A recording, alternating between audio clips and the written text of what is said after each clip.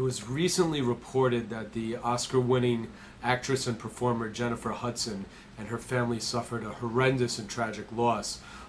Miss Hudson's mother, brother, and nephew were all murdered in the south side of Chicago. And I was recently asked, as a result of this, whether or not Miss Hudson and her family would be able to obtain any settlement or compensation as a result of bringing a wrongful death lawsuit as a result of these murders.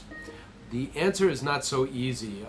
First of all, the simple response would be yes, she can bring a case. Normally, when someone dies and you bring a wrongful death case, it's as a result of negligence. In other words, an accident or something that is not done on purpose that causes the death. And there's insurance covering the entity that caused the accident, and that's where the money comes from if you're successful in proving the case.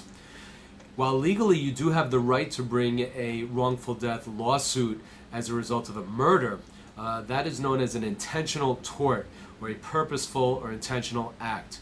We heard about this in the O.J. Simpson case. This happened after his acquittal in the criminal action.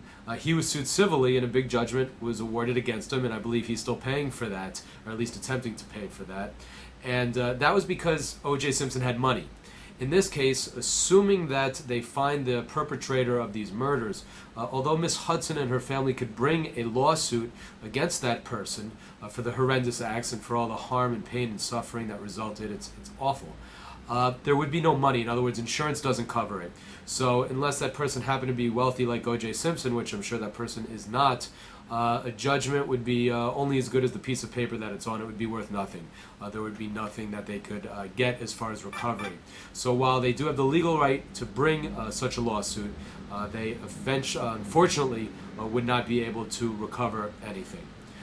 My heart goes out to Jennifer Hudson and her family. As a family man myself, I just can't even imagine what she must be experiencing, and I wish her and her family the best during this horrible time in their life.